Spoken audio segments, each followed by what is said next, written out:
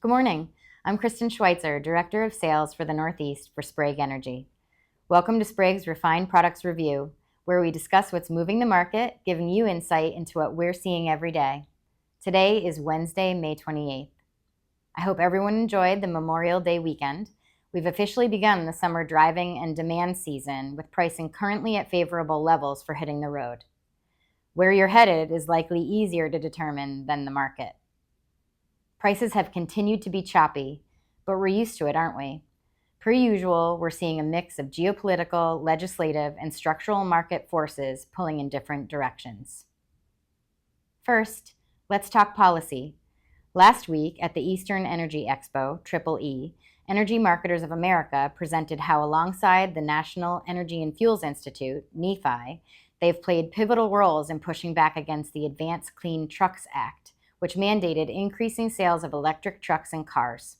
Just last Friday, the Senate overruled the act for cars too, signaling growing resistance to federally imposed electrification timelines that don't reflect the on-the-ground reality in the Northeast.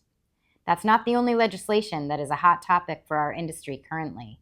The Big Beautiful Tax Bill, which includes carbon-related provisions like 45Z, is sending mixed signals. Biomandates are scheduled to go into effect on July 1st. And absent any guidelines around credit and infrastructure, supply and pricing are still reflecting significant uncertainty in the market. Global and more macro influences on the market, like the Russia-Ukraine conflict, continue to keep a premium baked into our diesel markets. Add Iran's nuclear ambitions, and it's a geopolitical dance that traders are watching closely. OPEC Plus continues to bring back production despite soft global demand signals, trying to manage pricing to levels they are comfortable with. Even though OPEC is increasing production, that does not mean it will make its way here to the Northeast. Supply and inventory levels in the Northeast remain below 5-year averages, especially for diesel. With a backwardated market structure, there's little incentive to store, which keeps inventories lean and potential price spikes sharper. While May ULSD started out around $2, prices rose to over $2.20 halfway through the month, but are sliding again, currently. Where will it roll out? We may be range-bound while we await continued OPEC action, though the market lean seems bearish. We know for certain that the forward market levels are favorable compared to the year prior. No one could say it's a bad time to buy. Could the market keep going lower? Sure. Though at these levels, dealers can consider offering a cap program and building the cap premium into a budget payment. Please call Sprague for a premium quote. A protected customer is a kept customer.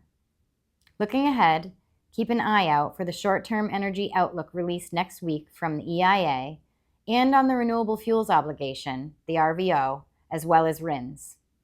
The EPA recommended higher renewable targets than may be set in the coming weeks, which will impact the RIN value, which expresses itself in diesel pricing.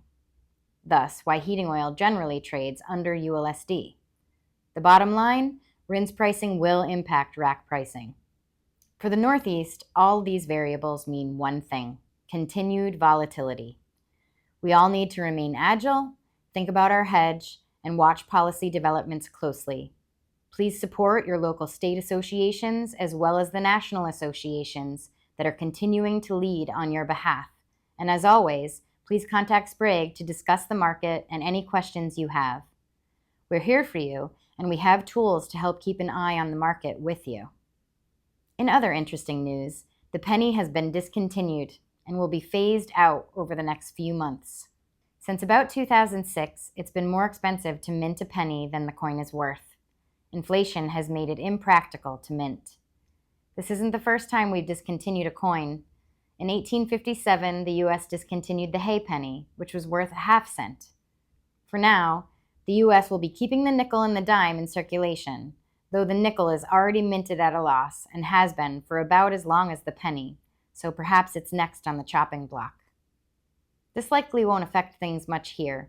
We still calculate pricing out to the point, or 1/100th of a penny. Be sure to mark your calendars for our next special feature, an overview on Sprague Engineering, releasing this Friday, May 30th.